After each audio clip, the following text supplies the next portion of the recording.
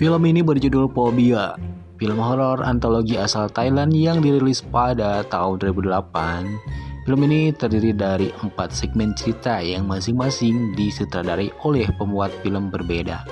Setiap segmen menghadirkan kisah menyeramkan dengan tema yang unik. Tanpa basa-basi lagi, mari kita bahas segmen pertama yang berjudul Loneliness atau kesepian.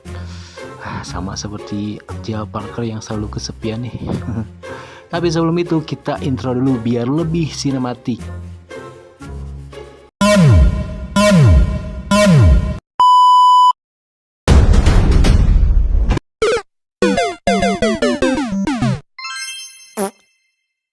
Bercerita tentang seorang wanita muda bernama Pin yang kesepian karena harus beristirahat di rumah akibat kakinya patah. Ia mulai berkomunikasi dengan seorang pria asing melalui SMS. Namun semakin lama pria tersebut menunjukkan perilaku aneh dan Pin menyadari ada sesuatu mengerikan sedang terjadi. Ini kisah selengkapnya. Di sebuah apartemen yang gak begitu mewah dan ya agak sedikit kumuh ya, tinggallah seorang makhluk Tuhan yang sangat imut bernama Pin. Imut banget. Pin tinggal sendirian di apartemen tersebut dan merasa kesepian karena tidak bisa kemana-mana setelah kecelakaan yang membuat kakinya patah. Masalah pun bertubi-tubi, mulai dari tagihan telepon, tagihan listrik, tagihan sewa rumah yang belum dibayar. Karena setelah kecelakaan, Pin tidak bekerja. Ditambah perasaan kesepian yang terjadi yang membuat Pin sangat tersiksa. Pin coba mencari-cari informasi lowongan pekerjaan di internet. Dan lagi asik-asiknya browsing, tiba-tiba sebuah pesan masuk ke HP-nya yang mengajak kenalan. Hai cewek, kenalan dong. Pin mengira itu orang iseng saja dan tidak merespon pesan tersebut. Lalu pesan kedua pun masuk yang bilang Pin jahat. Pin tetap kekeh ngelanjutin browsing, namun internet tiba-tiba mati. Ya sudahlah, aku bobo setting aja, kata Pin. Ternyata si cantik Pin pun penasaran. Siapa sih yang SMS tadi? Balas ah. Dia pun membalas, apakah kita pernah bertemu? Tanya Pin. Dijawablah, tidak, tapi kita saling mengenal. Pin pun tersipu malu mendengarnya. Nah lo makin penasaran dong si cantik ini. Dia pun bertanya, apakah kamu laki-laki atau perempuan? Laki-laki, dijawabnya. OMG, Pin seneng banget setelah tahu yang SMS dia seorang laki-laki. Sorry. Mereka pun chatan sampai larut malam. Pokoknya larut banget deh. Keesokan harinya, si cantik yang sedang nunggu mie rebusnya bekah. Bentar, ini mangkoknya mirip mangkoknya ayam di negeri kita ya. Ada gambar ayam-ayamnya gitu woi. Back to story. Pin pun menelpon nomor semalam, tapi yang jawab operator. Nomor yang Anda tuju sedang cebok. Silakan tunggu 5 menit lagi. Sudahlah. Mungkin lagi push rank, jadi nomornya lagi dimatiin, pikir Pin. Saat hari berganti malam, si laki-laki misterius akhirnya SMS. Kamu sedang apa? Sedang melihat pemandangan, kata Pin. Kalau kamu? Tanya Pin. Dan disinilah si laki-laki mulai bercerita bahwa dia kesepian karena sudah berbaring di ruangan yang sempit selama 100 hari. Wah, gimana rasanya ya itu? Pin pun bercerita bahwa dia juga mengalami kecelakaan saat naik taksi dulu, hingga kakinya dipasang gips selama 3 bulan. Muncullah kata-kata mutiara dari si laki-laki misterius ini. Kata orang, kesialan biasanya akan mendatangkan nasib baik. Si anjing bisaan ngarayuna. Makin malam makin asik. Bisakah aku minta pap tet? Itu iya. Maksudnya foto papmu. Boleh, asal kita tukeran pap, kata Pin. Seketika Pin bersolek biar kelihatan cantik.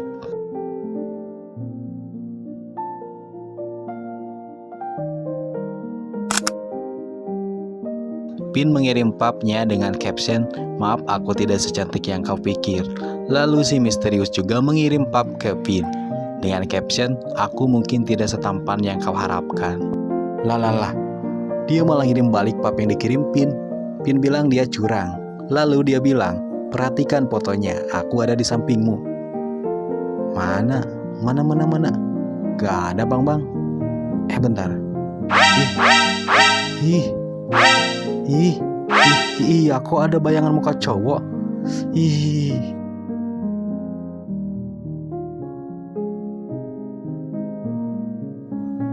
Besoknya, karena merasa janggal, kenapa tiap siang hari nomor si dia gak aktif terus, tapi kalau malam aktif.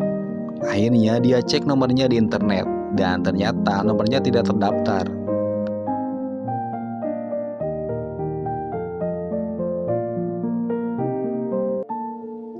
Pindah ke malam hari lagi, Pin terus mencari lowongan pekerjaan di situs pencari kerja. Dan dia gak sengaja melihat iklan artikel berita yang sedang trending yang berjudul Doa Hari ke-100 untuk orang yang meninggoy.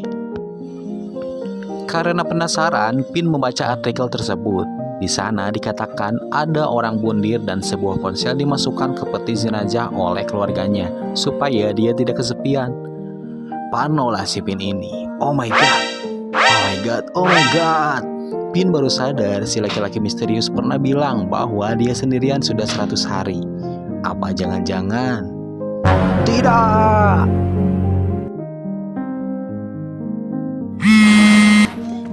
Buset dah, gue juga kaget.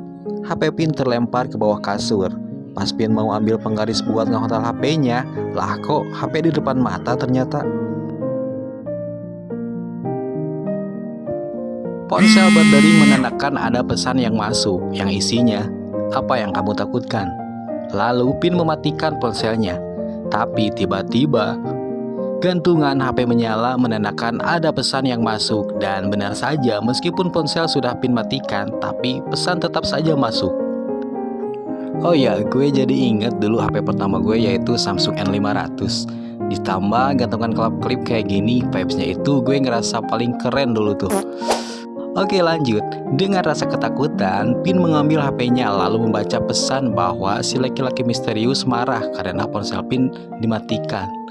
Lalu dia bilang mau main ke rumah Pin, tapi Pin beralasan jangan main ke sini karena lagi ada pacarnya. Tapi si hantu bilang kalau dia tahu si Pin tinggal sendirian.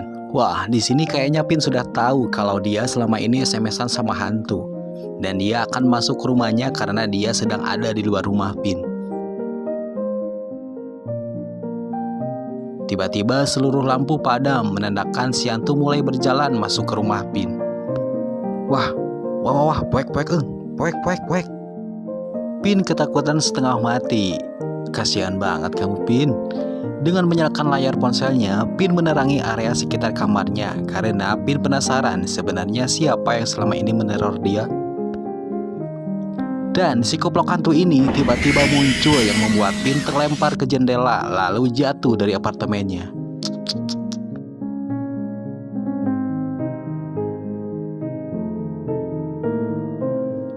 Oke, kita flashback dikit. Siapakah sebenarnya hantu ini? Lalu apa hubungannya dengan Pin? Si koplok hantu ini bernama Ton. Nama lengkapnya 5 Ton. Dia frustasi karena diputusin pacarnya, lalu dia melakukan bundir. Dia sengaja menabrakkan diri ke mobil taksi yang di dalam taksi itu ternyata Pin. Lah terus kenapa si Ton neror si Pin? Karena orang yang terakhir dilihat si Ton sebelum meninggoy adalah Pin. Ini ya yang gue tangkap dari cerita film ini. Begitulah ceritanya Fobia segmen 1 yang sangat-sangat nantikan segmen 2-nya hanya di Bangkong Channel. Udah, gue mau tahlilan dulu ke rumah Pin. Dan pesan yang dapat diambil dari film ini adalah อย่าเป็นคนผลัดวันประกันพรุ่งถึงตอนเย็นรอเช้าถึงเช้ารอเย็นไอตอนสุขภาพดีไม่ทำรอป่วยก่อนค่อยทำแล้วพอเวลาเป็นมีชีวิตอยู่